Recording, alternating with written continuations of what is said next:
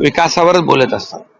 मग महाराष्ट्राच्या विकासावर असो, देशाच्या प्रगतीवर असो, की ही चर्चा जी आहे ही चर्चा नेहमी जेव्हा जेव्हा भेटल्यानंतर मला एक आनंद होतो आणि त्यांना भेटल्यानंतर एक एनडीएचा प्रेरणाही मिळते आणि एनडीएचे आम्ही घटक पक्ष आहोत.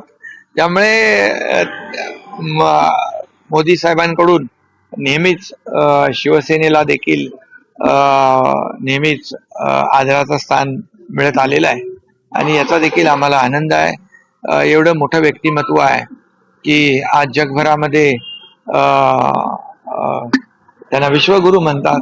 जगभरात सगळ्यात लोकप्रिय असलेलं व्यक्तिमत्व देशाचे प्रधानमंत्री, याचा आम्हाला गर्व आहे आणि त्यांच्याबरोबर बोलल्यानंतर भेटल्यानंतर एक एनडीएचे नेते म्हणून तर आहेत, परंतु एक कुटुंबातला कुटुंब प्रमुख असं देखील एक जी काही भावना आहे ती देखील आमच्या मनामध्ये आहे आणि म्हणून सदिच्छा भेट होती आणि त्यांना भेटून आनंदही झाला बिलकुल. आणि बाळासाहेबांच्या आठवणींना देखील त्यांनी उजाळा दिला.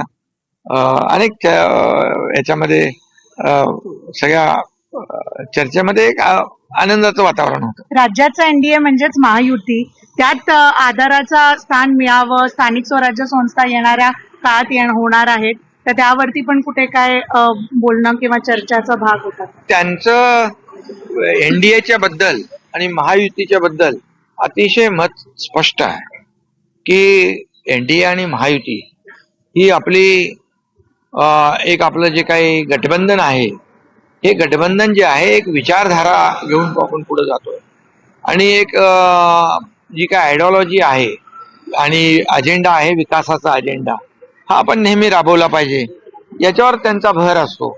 आणि त्यामुळे महायुती आणि एनडीए हे मजबूतीने प्रत्येक निवडणुकांमध्ये किंबहुना विकासाच्या प्रत्येक कामामध्ये आपण एकत्र राहिलं पाहिजे, अशीच भूमिका वेळोवेळी जेव्हा जेव्हा बैठका झाल्या तेव्हा तेव्हा मोदी साहेबांनी घेतलेली.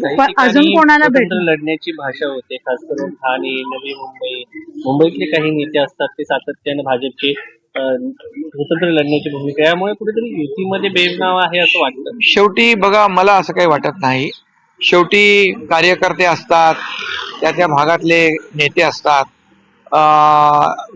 हे स्थानिक स्वराज्य संस्था ही निवडणूक जी आहे ही ग्रासरूटची निवडणूक आहे आणि कार्यकर्त्यांनाही वाटत असतं की या निवडणुका लढलं पाहिजे, परंतु शेवटी अंतिम निर्णय वरिष्ठ घेत असतात आणि एकदा वरिष्ठांनी निर्णय घेतला महायुतीच्या की मग ते कार्यकर्ते फॉलो करत असतात. कारण आम्ही शिस्तीने चालणारे, शिस्तीने वागणारे सगळे लोक आहोत. रवींद्र धंगेकर आणि मुरलीधर मोहोळ यांच्यातील वाद आता विकोपाला जाताना पाहायला मिळते. दररोज याच्यावरती आरोप प्रत्यारोप होताना पाहायला मिळते. रवींद्र धंगेकरांना देखील माझ्याकडून निरोप गेलेला आहे की महायुतीमध्ये कुठेही मतभेद होता कामा नये, महायुतीमध्ये कुठेही मिठाचा खडा पडता कामा नये, याची काळजी प्रत्येकाने घेतली पाहिजे. आणि मी त्या दिवशी पण जेव्हा पुण्यात गेलो तेव्हाही मी भाष्य केलं होतं, आजही करतो. प्रत्येक कार्यकर्त्यांनी महायुती जपली पाहिजे आणि महायुतीमध्ये कुठेही बेबनाव होईल अशा प्रकारचं कृत्य, वक्तव्य करू नये. त्यांच्यावरती कारवाई करणार का त्यांच्या वक्तव्यावरून? नाही, आता धंगेकरांच्याकडे जो काही निरोप पक्षाचा जायचा होता तो गेलेला आहे आणि धंगेकरांचं जे काही वक्तव्य आहे या बाबतीमध्ये देखील मी त्यांच्याशी बोलेन आणि ते मला भेटतील. तर हिंदी में जानना चाहिए अजून कोणाकोणाशी सर इथे भेटणार आहे, कोणाशी अजून भेट होणार आहे? सर आज प्रथमची भेट घेतल्यानंतर नातवाची पुन्हा एकदा आठवण काढली का त्यांनी? नातवा रुद्रांशवर खूप आदरणीय प्रधानमंत्री महोदयांचं प्रेम आहे आणि ते नेहमीच्या भेटीमध्ये रुद्रांच्या बद्दल विचारतातच. सर हिंदी में जानना चाहेंगे कि आप दिल्ली दौरे पे हैं, क्या बातचीत? ये सदीचा भेंट थी दिवाली के उपलक्ष्य में और आदरणीय प्रधानमंत्री जी उनके व्यस्त समय में से भी मुझे आज उन्होंने समय दिया है, इसलिए मैं उनको बहुत बहुत धन्यवाद देता हूँ, उनका आभार व्यक्त करता हूँ।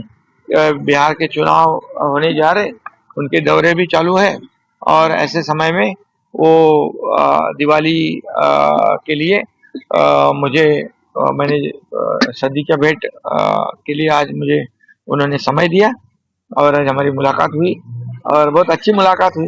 उनको मिलने के बाद एक ऊर्जा भी, प्रेरणा भी मिलती है। एक एनडीए के तो हमारे वो प्रमुख है, देश के प्रधानमंत्री जी है, इसका भी हमें फक्र है कि देश को आगे बढ़ाने का काम वो कर रहे हैं।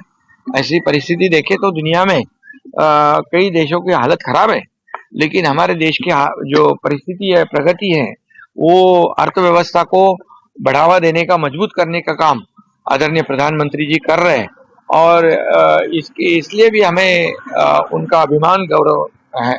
बिहार के इलेक्शंस आने वाला है, उसको लेकर कहीं पे कुछ बातचीत हुई है? क्योंकि सर बिहार तो जीतेंगे, एनडीए बिहार जीतेगी, बिल्कुल जीतेगी। आप भी जाएंगे सर? और हमारे तो जहाँ बिहार के लोग रहते हैं, मुंबई, एमएमआर, थाने में सभी हमारी बैठकें शुरू है और वो काफी लोग हैं जो बिहार से महाराष्ट्र में आए हुए काम काज करते हैं, खास करके शहरों में, और उनको भी सब काम पर लग गए। तो बिहार जीतेंगे, जरूर जीतेंगे, क्योंकि मोदी जी ने जो काम किया है बिहार के विकास के लिए, जितने पैसे दिए हैं, बिहार की प्रगति के लिए जो उन्होंने काम किया, देश के प्रगति के लिए जो काम किया। अभी एक ही बात है, जो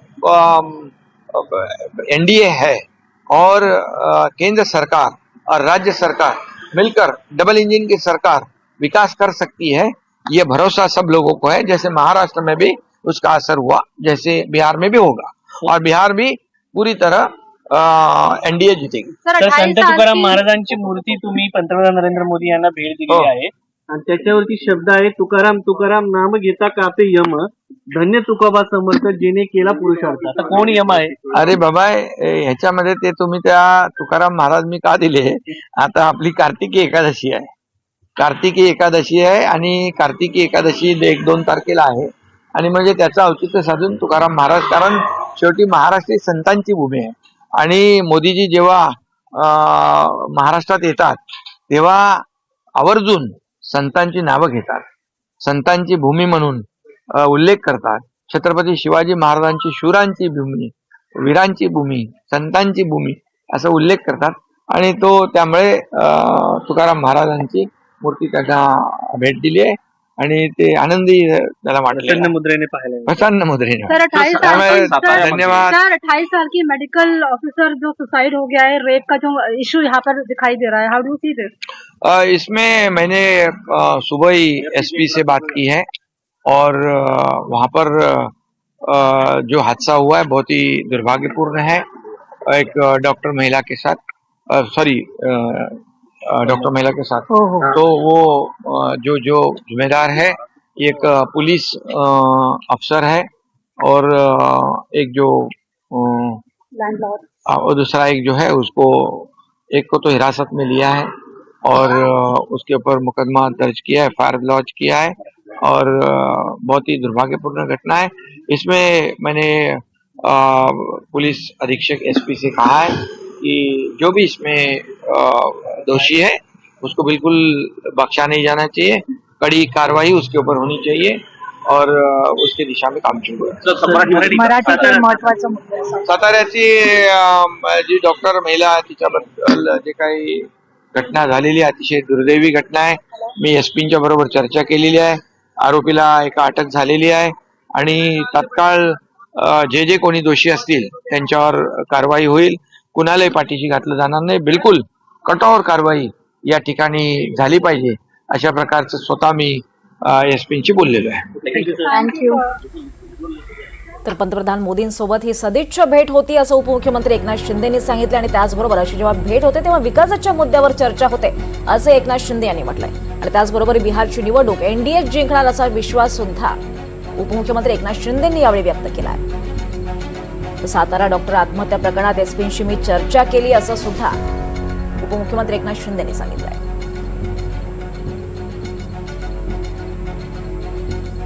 अनेक गोष्टींवर उपमुख्यमंत्री एकनाथ शिंदेंनी प्रतिक्रिया दिली आहे. धनगेकर मोहोळ वादावर सुद्धा त्यांनी प्रतिक्रिया दिली आहे. धनगेकरांकडे योग्य तो निरोप पोहोचलाय असं एकनाथ शिंदे म्हणाले.